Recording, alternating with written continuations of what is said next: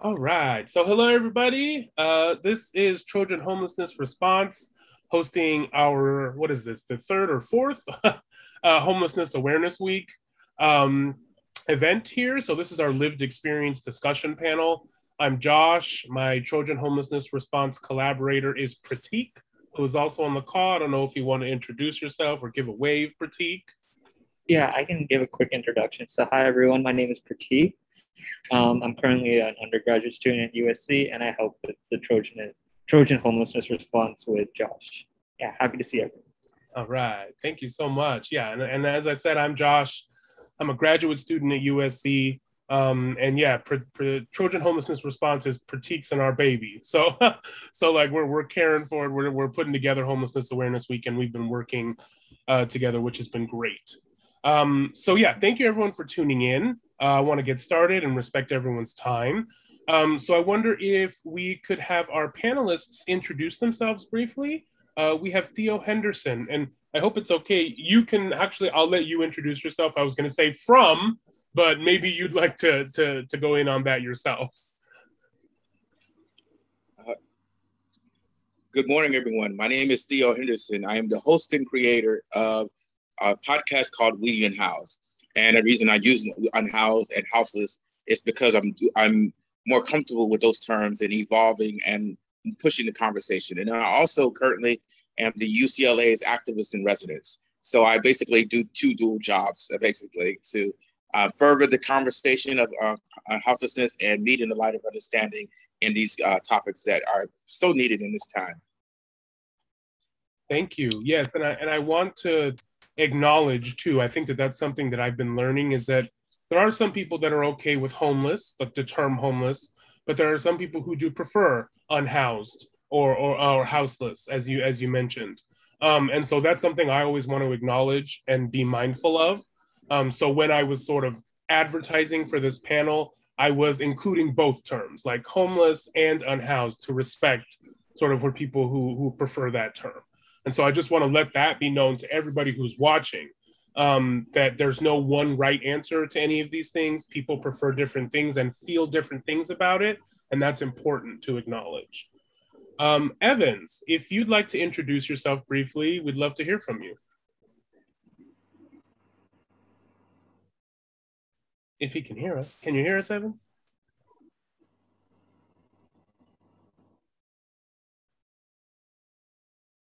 Uh-oh. You're muted now. We couldn't hear you before. Are you having trouble, Evans? Yeah, I might be having some trouble.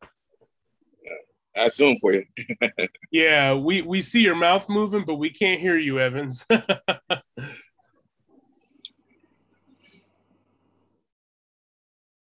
Maybe if you leave and come back, because we can't hear you right now.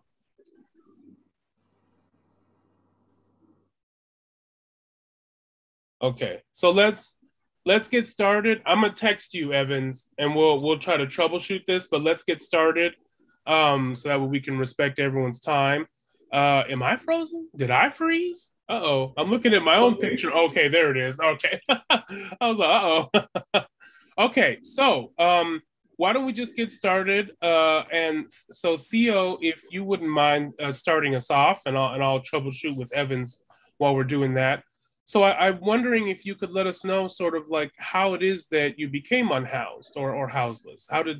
What happened for you in that time? Because I think what we want to sort of get the message across is that this could happen to anybody. I think that there's a lot of othering that happens in homelessness and the houseless community. And there's a lot of stereotypes about the kind of people. And I think that it could happen to anybody, right? So I was wondering if you could just maybe give us a little bit about how that sort of what that journey looked like for you. Well, the journey looked like similar to, I have to say, even though I had short forays of being displaced, I always was able to get back on my feet by hiding in the unhoused closet, not letting people know I was unhoused.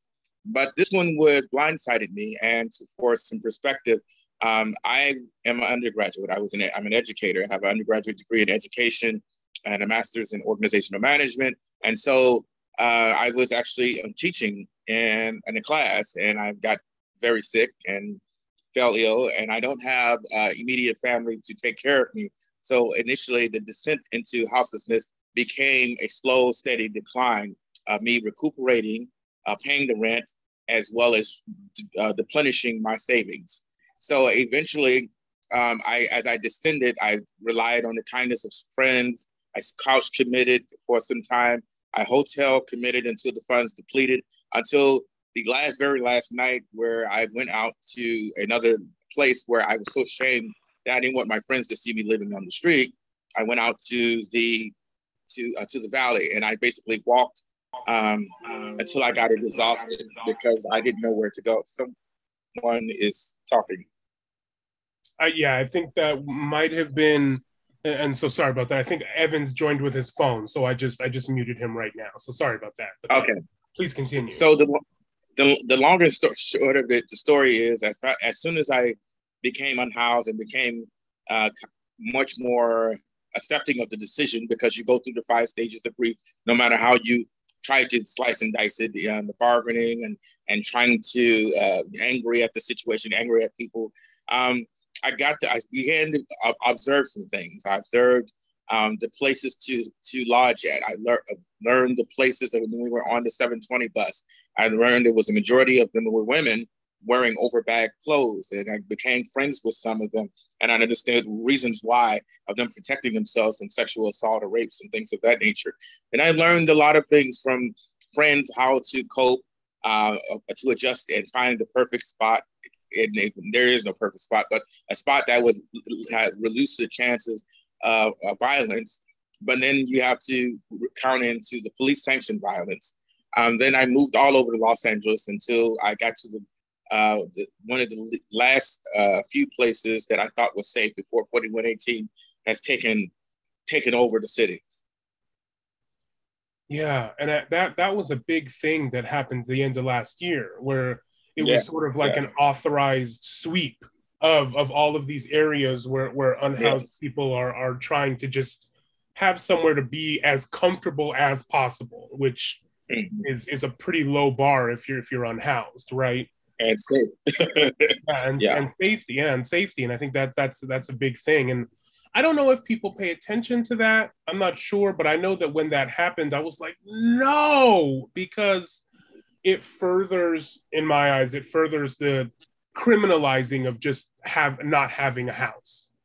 It criminalizes that. And it's like, so people are just not allowed to exist on the streets. They're just not allowed.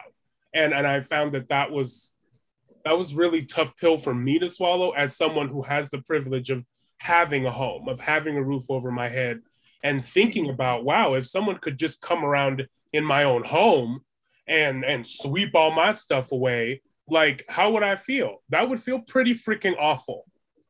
And so that really, really, like, if there's anything that could make me really think about that experience, not having had that experience myself, it was something like that. Someone to come in and mess with what should be a safe space for you.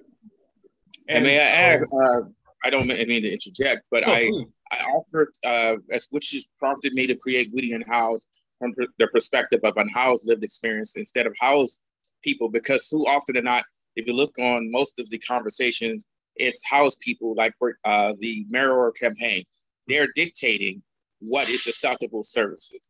And they're utilizing the language to twist that it's cruelty, it's reckless to have them out on the street. But they don't do the deep dives. And people that are living in houses refuse to do the deep dives because it makes them uncomfortable about the realities of the piss poor solutions that we have. We have NIMBYism, house violence against unhoused people, police sanction violence. And this 4118 is eerily reminiscent of Executive Order 1966.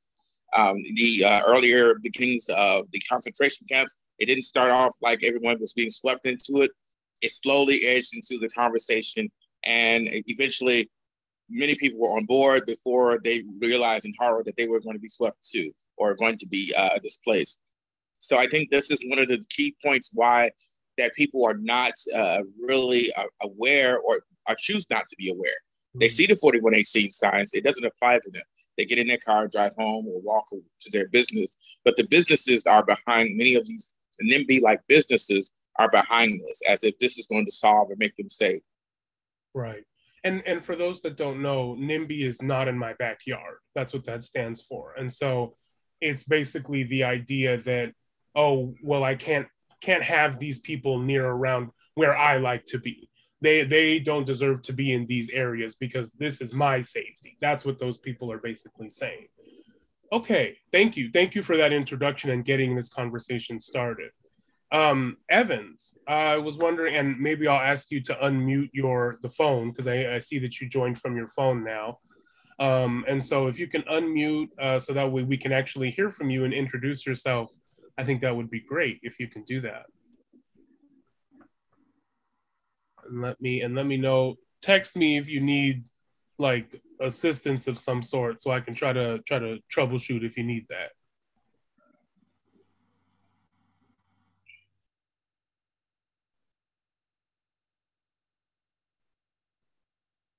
Can you unmute from your phone?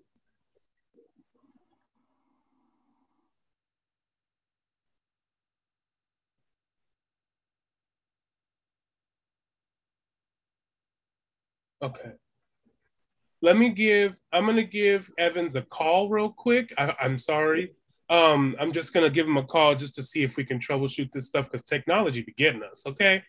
They are getting I understand. I sympathize. I understand challenges. Yeah, they're getting us, man. So oh, here he comes back. Somebody's coming back or somebody's coming in. Okay, connecting to audio. Oh, he might have left his video and joined. Okay. All right. Now, if you're muted, if you can unmute, maybe we can see if we can hear you now. Okay, now can you hear me now? Hey! Hey! Hey. I was going through my mind like, this is exactly what me. If I get there early, because I know I'm going through all of these. So I truly understand. And look, and yesterday they gave me a brand new desktop, all fancy and everything, right? And oh my God, it's still not working. Hi. Hello, everybody. I really I feel you. I feel your pain.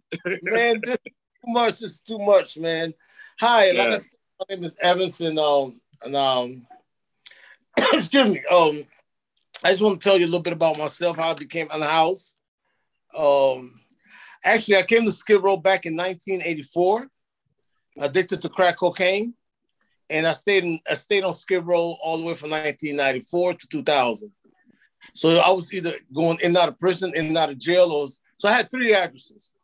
I had either streets where I was homeless, and anytime I got tired or whatever, I got arrested, went to jail, and from there I went to prison. And anytime I came out of prison, I went right back to the street because that's all I knew.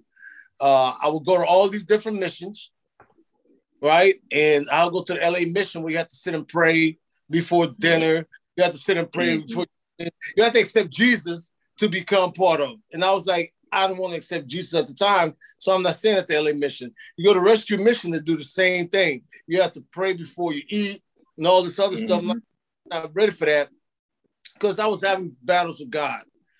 So I kept going back and forth. So what happened on my last time I went to jail, I remember they was put in the back of the car, and one officer said to the other officer, "Guy, smell like a monkey in the back." I remember the day when he said, "Guy, smell like a monkey." So when I came out, I decided, I'm gonna get my life together. I turned my life around, and I started working in homeless health care in 2003, and I've been working at the homeless health care since then. Today, I'm the manager, the day-to-day operation manager for the Refreshe spot. The Refreshe spot is a beautiful, beautiful place. If you haven't seen it, you got to come down and see it. You have to come down and see the Refreshe spot, bottom line. Because what we're doing, the work that we put in every single day for the community and for our guests is wonderful. So the Refreshe spot basically is a city-funded project out of Mayor Garcetti's office. We offer 24-hour showers, 24 hours restroom, 24 hours charging the phone station, and laundry facility, but the laundry is only from 6:30 a.m. to 6:30 p.m. Like I said, we open 24 hours a day. Christmas, holidays, we open. And all you need to do is to come in and just follow simple suggestions that we have. Be patient, be mindful, and respect others.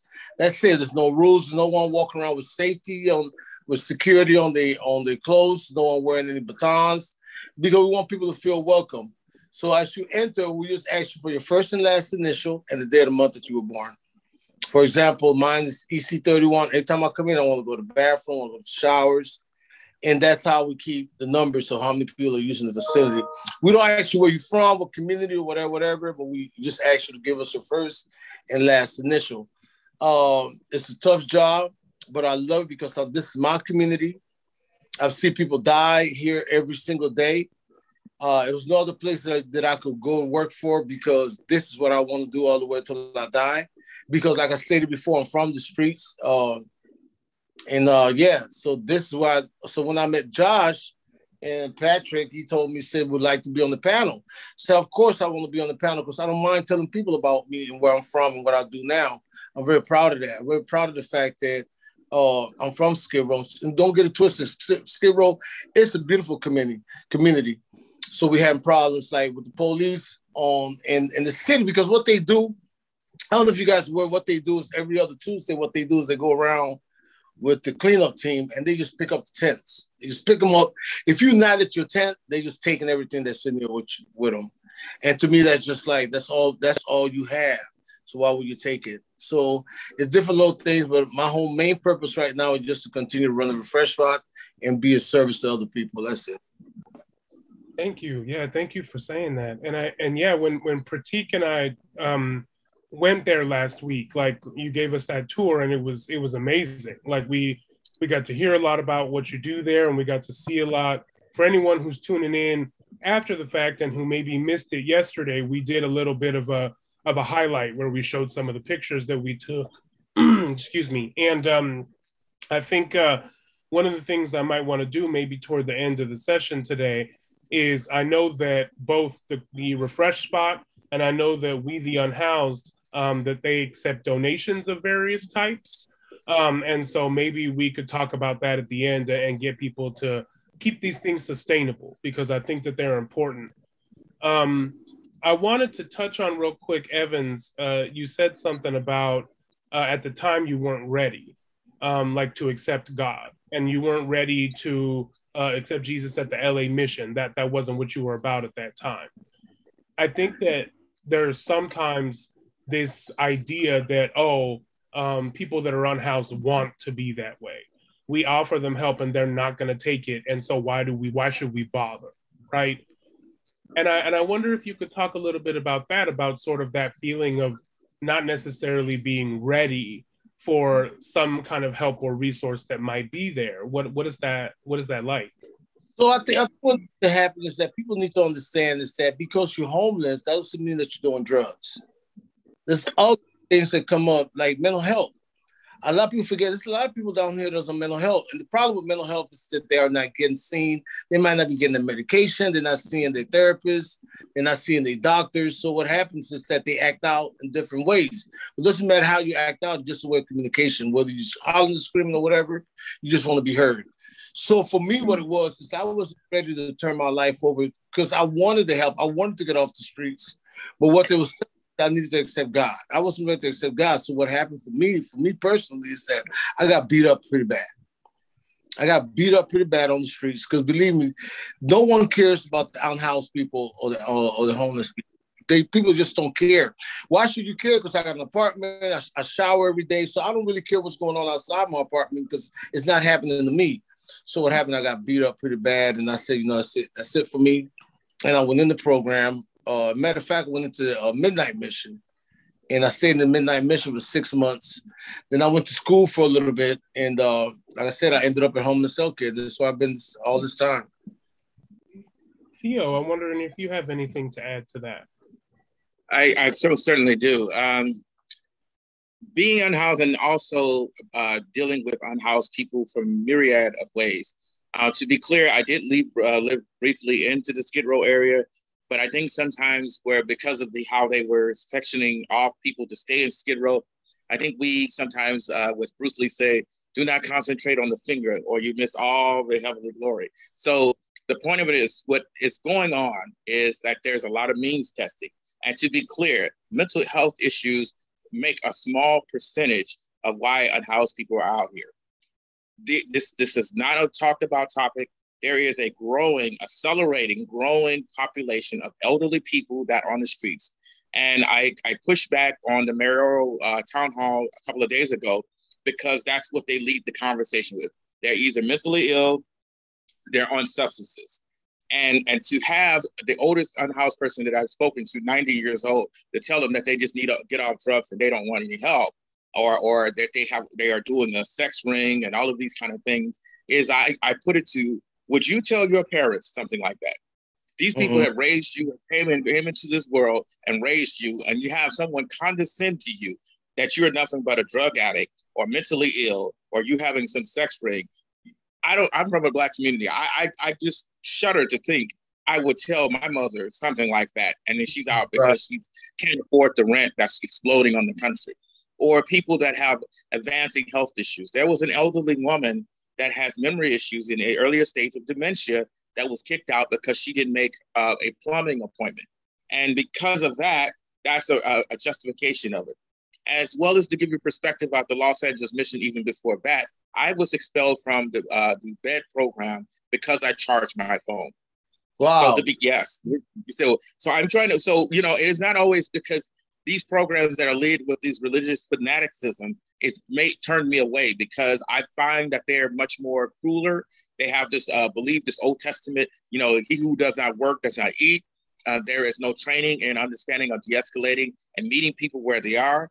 There are people that are on substances. There are people that have mental health issues. But when you lead it with police officers or use it as a photo op that you're helping unhoused people, when you're not, and you're using a revolving door, like, for example, Kevin De Leon accused the activists of pushing people from not accepting services. Right. And the fact of it is, unhoused people do not want carceral services. In the in one of the AIDS Healthcare Foundations, there is a woman that was living in a black mold infested room. There was a declining gentleman sleeping on a bed bug infested bed. And when they have the temerity to say, we just want to be treated like a human being, like any other tenant, taking care of the matter. They didn't say, they didn't want the services. They truly wanted the service. They were okay with the services. They just wanted you to treat them like a human being. And the end result is they targeted them, threatened them, and to make them feel like their voice doesn't matter because they are displaced and unhoused. That's the long and short of it. And those stories is what I uplift. There is always room for improvement with some of these organizations, and I don't dispute that. But Los Angeles is big. Not everybody can get to Skid Row to take a shower, which is why we do mutual aids in Saturdays. Not everyone is able to leave their homes, because we know that 4118 is sweeping the land, that they don't want to lose their stuff and come back, like what they do over in our community here in Little Tokyo, is they'll say, okay, you can go and take a shower. And as soon as you go in the shower, they zoom in on your stuff and you come out, the only thing you have is a bath towel and you don't have anything else. And then you're upset. Then they're saying that, they'll call the police and you escalate the situation. And I always tell house people, imagine if I tell you, go take a shower or go to the bathroom, and we swoop in on your stuff and take your stuff. You will call the police, or you would be highly upset. But what happens when that happens? You call the police, and the police doesn't take your complaint seriously. Mm-hmm. Yeah. So can I piggyback on what some of the things he said? Can I piggyback on? Please do, please. Yeah. So what happened? Because one of the things I heard you say, the elderly on Skid Row, not only elderly people but also younger people. Today we had 3 young ladies come in. 3 young ladies, all under 16, that want to charge their phones. So before they enter, I had to ask them, "Where's your father? Why are you walking on Skid Row by yourself?" And they said, "Because they were over to the Union Rescue Mission." I said, "Well, listen, so can you go get him?" I said, "Well," and they just gave me a bunch of excuses. So I let him in, but I had one of my staff sit with him because they're underage. They're underage. But the problem that I'm having with how we treat the people unhoused on Skid Row is that we don't listen to them. So I will come to you and what I think you need to better your life. instead of listening to you and telling me what you think you need for your life to get better. Because everybody doesn't want a job. Everybody don't have to. You know what I mean? It's just listen to what I have to say. That's the biggest problem. Half of the times when our clients come in, they're agitated, they're mad, they have trauma somewhere else. And then they bring the trauma here to homeless health care. They just want to the refresh right. They just want to be heard. That's all. They just want to be heard. Don't call the police on them. If you call the police, you add trauma to them. They don't like the police. Police don't know how to talk to them. So don't call the police on them. But I think the biggest thing also, like you stated also with the mental health, we need to get people where they can get the medication. We need to get people. Let the social workers do some work instead of sitting behind the desk doing the computer. Come on out here and serve the people that you have on your caseload. You know. Yes. Thank you for saying that. I think that I don't know if Trojan Homelessness Response would spearhead this, but I think that something we've been thinking about is how. So there are on campus. There are some unhoused people that chill on campus, especially around like the village area. And I think one of the things that like we'd like to impress upon students and other people that are in that area is that if you think there's a problem, don't call the cops. There's a street medicine team like that is available that's near that area. And I think that street medicine might be better. I wanted to say this too. And the USC area that I service with another excellent advocate. Her name is Melissa Arcedero. We have teamed up from over like 4 years now, going out to other areas, giving food, seeing what they need and things of that nature. In the USC area, there are families. Literally, when I say families, I'm saying families with infant children, ages like what was the last one, 3 months to 4 months years old, that are living in cars and things. And they have told me, and I'm not saying this, the USC security and police services have targeted and been never-ending, relentless of harassing them. And they go as far as they can, but this is the thing. They're not on USC campus. They will find them under the bridges and things of that. And it's like, from what I understand, the LAPD and USC police officers have an understanding to do whatever it is they do to displace or have people to self-evict out of the situation. So one of the things that I asked of you as one of the to create the team is to start to have these conversations with the USC police to say, leave these people alone. They have no, they obviously they are trying to make the best of a bad situation. There's no excuse for you to be running up there trying to run out families. Because if we go, like I said, they have a disabled elderly gentleman. We have a deaf community couple over there. We have every branch of every walk of life.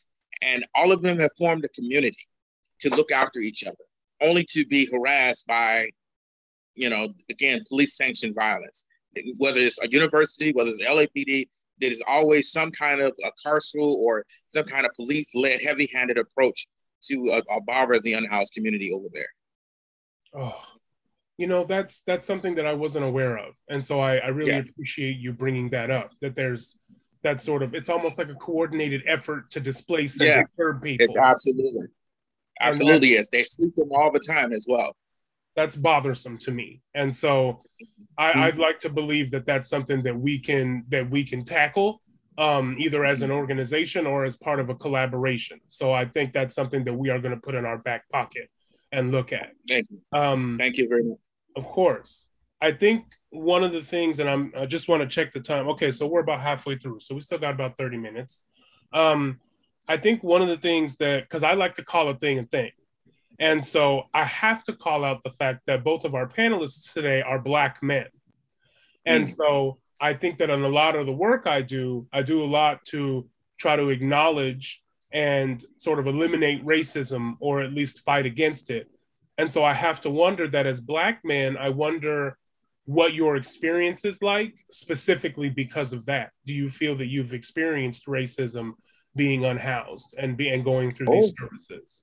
Of course. I was gonna say, yeah. Of course. You want to take that one first because I got a couple of incidents that happened. I think a little bit first, but and the thing is our community of Black men, we are so under the stigma that I always tell people here, because my assistant Laura, she's Caucasian, white, great person. She has a master in health, public health. So, but the problem on Skid Row is that if it's white, it's right, and if it's black, it's wrong. Because we have a discussion or whatever, they get agitated, and they'll always say something like, where's the white girl? And I said, what do you mean, where's the white girl? I said, well, she the boss. And I said, no, excuse me, I'm the manager. No, you can't be the manager because you black and she's white. So we get it all the time. Skid Row, for me, Skid Row, I don't understand how most African-American men on Skid Row, and I probably should say, but I am, claim Skid Row as their own. They claim Skid Row. It's like, this is my spot. But why would you claim this Skid Row? Why can another person of another color come down and just get the same service that you're getting without throwing the race in? I don't know why is that, but I wish it was a good answer. But I have a Asian guy that works for homeless okay, and he always getting the F you this, F you that. So Laura's either the 6'9" white bitch, Becky with the good hair and all this other stuff. And it's like, I don't know why it's always got to be about race. But even with me, it was always about race. With the police cop, when they put me in the back of the car and said, it smelled like a monkey. You know, 2 white officers. I don't know why it's about race, but maybe Theo, maybe you got a better perspective, or you seem Well, you put it out because there's an internalized oppression and there is a pecking order that's going on too. For example, I noticed, I have to consistently remind people that, for example, we do a power up, and the first thing that they say is, and this is Black folk too, J-Town Action Solidarity, and I says we Unhoused too, and I have to make it a big point to say this Black man was the inspiration for this here. We wouldn't have a place like this if you didn't have me to give you the insight.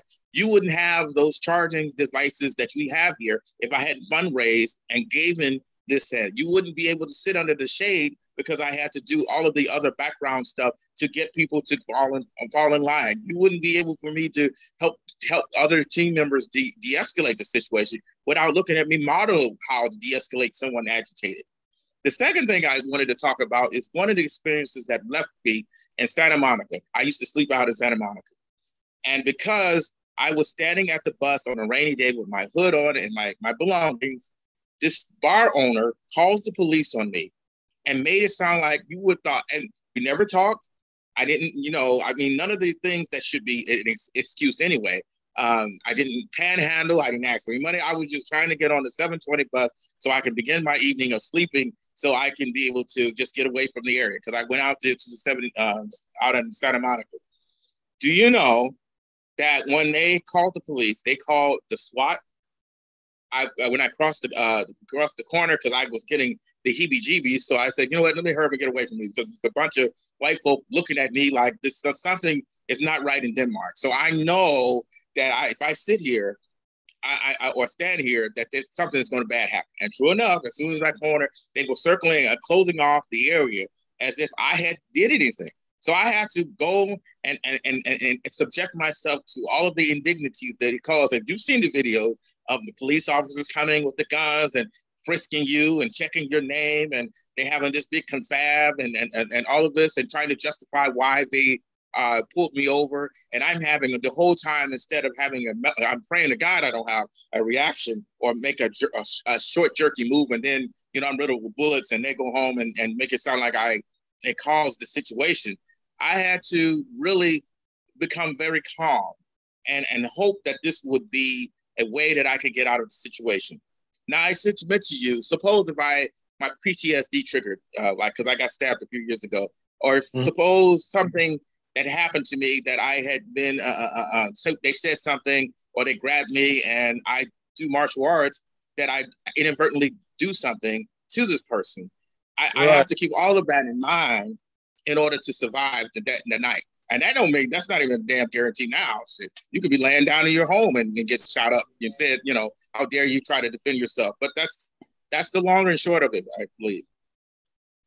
Yeah. And I think that has to be that has to take a lot of like mental energy to have to like think about all of that, to think about, I need to remain calm because you're already at that point sort of like being othered. You've already like been cornered and been labeled as some sort of threat, right? And it's like, I'm just trying to exist, man. Like I'm just waiting trying to for the bus in the rain. Yeah. I was so floored after the incident and so traumatized. I just basically it took a lot of me after, just sitting, realizing I could have lost my life for just waiting for the damn bus.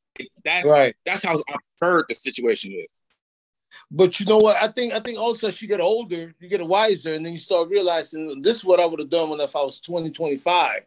But now that I'm this age, I need to handle it better. I need to handle it differently, because at the end of the day, I have to go home. I need to go home. I need to be with my family, because I shouldn't let my emotions come in and take over what this person is trying to do to me at all. You understand what I'm saying? But let's go back a little bit to the population on Skid Row. But it's not just African American men. The population on Skid Row is changing a lot. We have a lot of Hispanic males. We have others. We have a lot of Caucasians and a lot of women on Skid Row right now too. A lot of women. Okay. And that, what is that? What is the impact of that, do you think? Or like, can you say a little bit more? The impact of what happened? Well, with the changing population, and especially with there being many more women, like what does that look like for you in your work and trying to handle like things when people are coming to you and need certain things, or just anything you can say about that? So the whole thing was everybody has some kind of racism to them or whatever, because what happens now with the Hispanic population, a lot of them speaking Spanish, English, but I'm bilingual. I speak Spanish and English. So what happened, a lot of them believe that they didn't call my number for the shower because why they call the black person up. So what I have to do as a African-American male that speaks Spanish, I will have to go down and explain it to them. No, what happened is this person was here before. They just happened to step out, smoke a cigarette, and they didn't lose his place in line. We are not going racist against you. We're not saying, no, you Mexican, we're going to put you first. No, we're not. Or you black, we're going to put you first. What we do is go down the list. So they understand that, no, we're not trying to mistreat you or disrespect you, but we're still going to treat everybody equally. Now, with the women, what we see is a lot of trauma coming in with the women. We had a woman lady here that was beat up yesterday, but she wasn't beat up inside the Refreshe spot. She was beat up outside the Refreshe spot.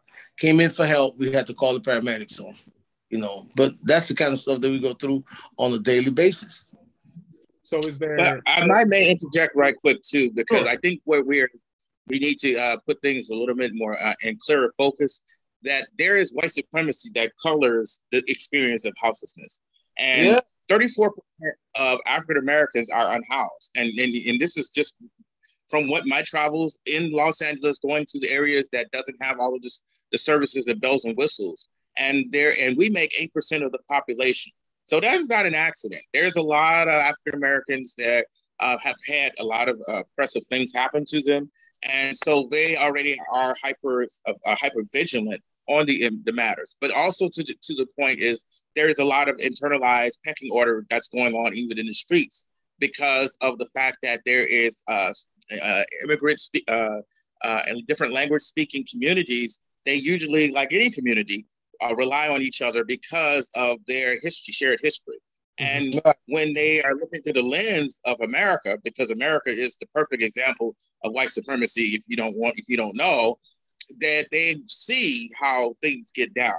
Like how they treat me as an unhoused Black man could be completely different when they see an unhoused white woman or unhoused white man. And I've seen the treatment. And so when we run into other staff members and things like that, we already have that built-in frame of reference. And we have to understand, like you said, we have to explain to them. We understand that these things may go on in other places. Sometimes the issues are valid, but we're working very hard to not give into that kind of thinking and belief system, because it is very dangerous. White supremacy has seeped its poison all over society, especially in our marginalized communities. And when we have particularly unhoused people, we're 3 or 4 times likely to have a police interaction than housed Black people, because people call 311 on unhoused Black people more because they look at them as mentally ill. Like, they're standing waiting for a bus. They think that at any moment that the unhoused person turns around and looks at them, God forbid, they say boo. It's that kind of inbred, inveterate kind of situation. So when we face that, and also I want to point out too, is like I noticed in the communities, there is a conversation that we always have. We always try to protect ourselves, no matter what age.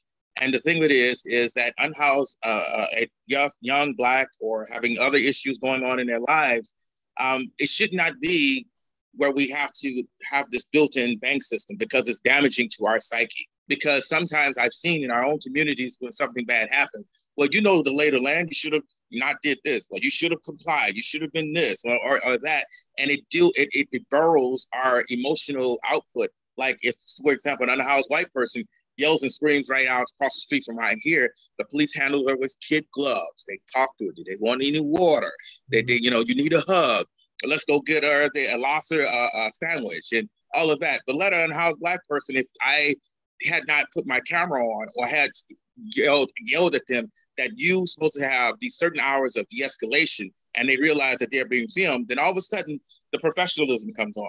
You know, they're uneasy because they know I'm going to say something about it. And that should not be in our society. And we should be, as a community, we should really be pulling the police to task and the city to task on that as well. So, but I digress. But it's called entitlement because we even get it here. We get it here straight up till they tell us, you know what, I'm white.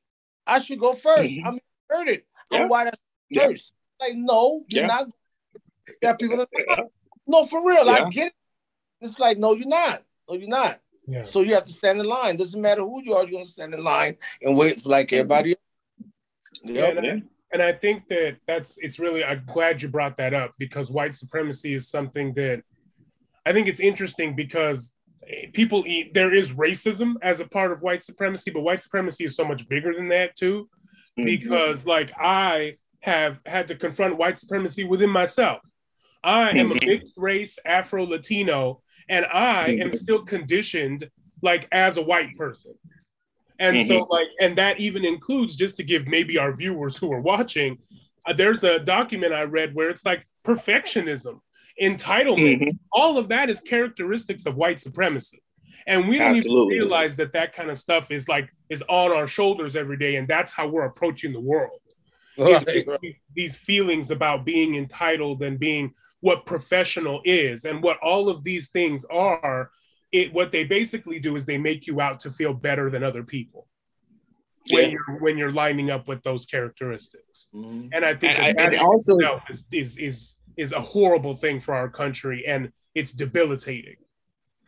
You know, that's one of the things too, as well as I noticed even among the darker skins in the Black communities, we have it's ourselves, that respectability politics. You know, when we were speaking out in the town hall, we had, you know, respectability Blacks coming, well, do you think your message could have been received in these optimal circumstances? And I had to remind them, I said, all of the optimal circumstances have been denied us. And so when we're speaking out against 5 a day that's dying out here in this world, in Los Angeles, of houselessness, that we have to basically wake you out of your doldrums to be able to see and look at what's going on around you.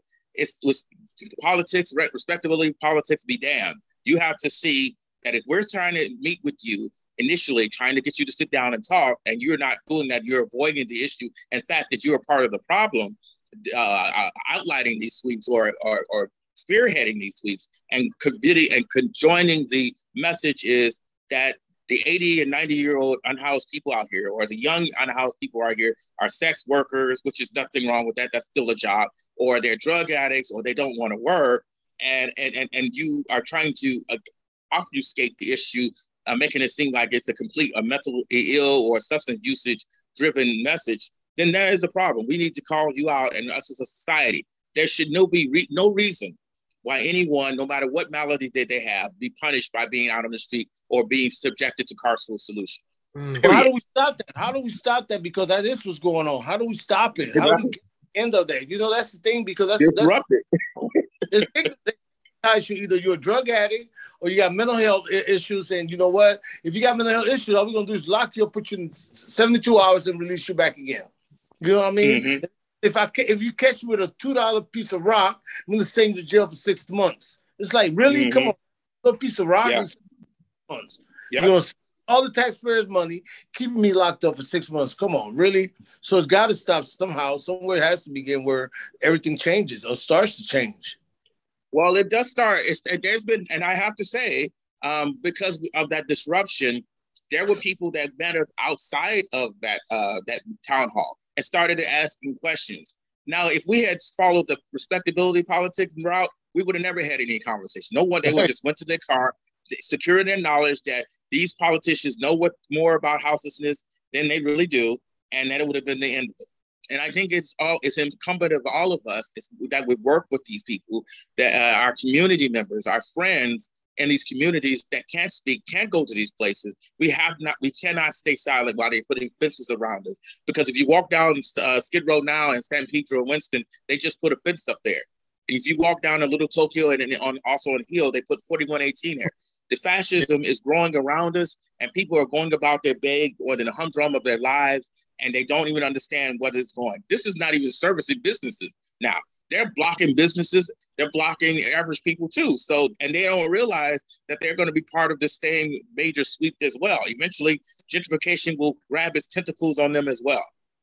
Well, and I think that that's what people forget, because I think that one of the other issues around about being houseless and everything is that there's no prevention in place. There's nothing if someone is I don't know, they're late on their rent or something like that. It's really easy to get evicted. It's really easy to somehow lose all of the safety and comfort of a home. And I think that people don't always see that. I know Pratik has to leave us a little bit early. I'm not sure if that's what you're raising your hand. Oh yeah, no, I just wanted to talk, interject. I know I didn't talk that much yet, but just speaking on that idea of prevention, I think Dr. Wywell, who used to head the whole USC initiative on to end homelessness. One of the things that when I first met her was she emphasized this idea of prevention, just that on top of serving those that are already experiencing homelessness, we need to give them economic, social support and all those other factors so that they don't end up in that state in the first place. So I feel just echoing that sentiment that prevention is a big part of it as well. Yeah, and I think that and I'll be honest, I haven't been championing this whole thing. Championing? I don't know why I couldn't get that word out. I haven't been doing that for very long. This started sort of with my internship. I was put into this homelessness response internship, and I've obviously seen LA. I've lived in LA my whole life, and I know that there are people that are unhoused. But I don't think I understood until I started doing the research and talking to people that this is one of those things that in social work they call a wicked problem, because there are so many issues. There's everything racism and white supremacy, obviously, but all the things that trickle down from that. There's inequity in financials. There's inequity in job market, in the job availability, in housing market, in everything.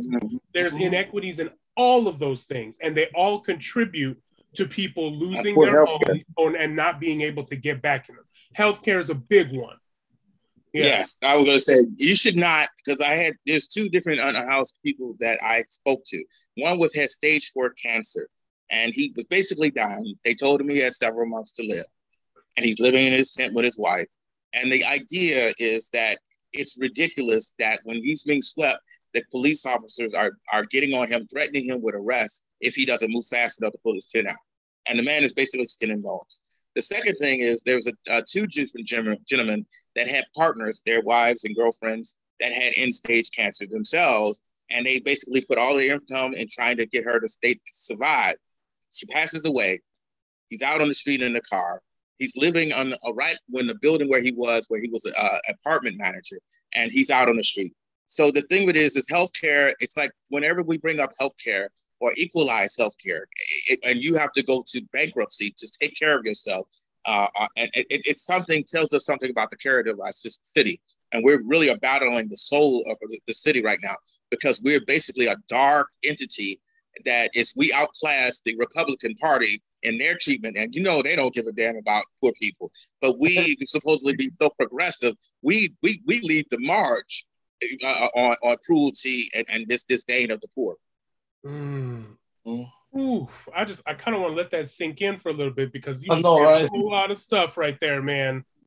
That, and that's real. Those are facts. And I think that that's actually part of the problem, is that some people refuse to believe that those are the facts. And that's troublesome for me. I don't know how do you get through to people about that stuff. I don't know. It's like the little bit of discomfort about discussing these things is enough for people to want to ignore it altogether. Right. Yeah. All right. So look, we got about 9 minutes left, and I want to respect everyone's time. I'm wondering if you could tell me, I know that, for instance, at the Refreshe spot, y'all need men's underwear, right? I think that's something that we talked about because y'all give clothes to people and no conditions, right? So that's something for people who might want to direct someone there. There's no conditions. They just go there. They can get stuff. Y'all need clothes. You need supplies, toiletries, things like that. Yes. Tell us a little bit about that, Evans, please. So what happens is, with Dignity, when someone come in and want to take a shower, basically sometimes all they have is what they're wearing. So they might actually say, do you have anything back? Do you have a t-shirt, a pair of pants we can have? And I say, yeah, let me go look. And then the first thing I'm going to say is, do you have any underwear? I don't know you guys, but I put a fresh pair of underwear on every day. It's so important for me to have a pair of underwear. Right. Clean underwear. So even though sometimes I might take a basket and go around with the staff and say, look, give me $5, put $10, put $5, whatever you can put in here, and we go buy underwear. Just for them to have underwear, because we always get donations for women. We got plenty of underwear for women, but men underwear we just don't have. So it's important that we get some men underwear. Really important. Yeah. And that's something that THR is going to help with. As in general and as a token of appreciation for you coming and speaking to us today. Thank you. Yes, thank you. Thank you. And Theo, I know that we the Unhoused, or maybe you can explain because I don't want to say anything wrong, but I know that there is a way that some people have donated, and so if you could just let us know about that, that would be helpful. So yes, We the Unhoused is partnered with J-Town Action Solidarity, but We the Unhoused is a media platform which I every month have to beg people to donate $3 a month to help keep it going, because I go to different areas and of unhoused people and I help them as well.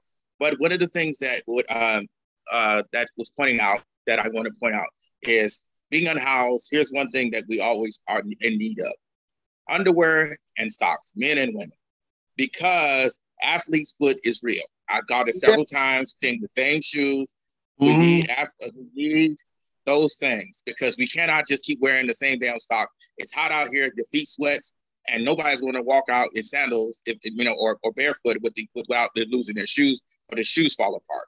So we need that. We also need extra canopies. We need water. It's hot out here. We need a lot of water because a lot of people have issues with heat stroke out here. We need feminine hygiene products, and those razors. We need a little bit more diversity of the razors because we get the standard type of razors, and sometimes they give them to the women razors. And I have razor bumps, and it just don't hit the at the moment. Right, so we're gonna have to be able to get some diversity of razors, because even for the women, they tell you, I'm a woman, but that's not hitting on anything, Yeah. And because we're trying to get away from just be grateful for what you got, just go on about your day and have a Coke and a smile. So we really don't work. We don't do means testing, when we don't do the shaming them into accepting poor solutions. Okay, thank you. Yeah, thank you for that. So underwear, socks, razors, these are big ticket items. Yeah. And feminine products, these are big ticket items. So anyone who's watching this, especially after we upload this, reach out to us, to THR. That's we're on Twitter at TH Response, and we're on Instagram at Trojan Homelessness Response, and our email is trojanresponse.homelessness@gmail.com. Somebody else took the other one, and we don't know who. But reach out to us if y'all want to make donations, if y'all want to get involved, and we will connect you to We the Unhoused, to the Refreshe spot, wherever it is that is in need of stuff. Please contact us, because that's what THR is about. I want to thank you two so much for giving us your time this morning, for giving us your candor and your vulnerability. I really appreciate that. And Pratik had to go, but I want to offer thanks to him too, because I couldn't have done this without him. Pratik is my ride or die with THR. So I want to appreciate Pratik, but he had to leave early because of that class. But yes, Theo, thanks, Pratik. Yes, Theo and Evans, thank you so much for your time today. And we'll follow up and we'll stay in touch, because I want to make sure that we're doing what we can to keep everything that y'all are doing sustainable. I think that that's so important. Thank you. Thank you. Thank Yeah. you for inviting Good me. meeting, brother. Yeah, you too. Take care now. All righty. All right. Y'all have a good day. All right. All right. Thank you, Josh. Bye. No problem. And thank you, everyone who was tuning in. Keep in touch with THR. We're going to keep doing what we're doing, communicating, engaging with the community, and trying to get y'all to know where you can go if you want to help resolve this homelessness issue, because it needs to be resolved. End homelessness, end houselessness now. Thank you very much, everybody.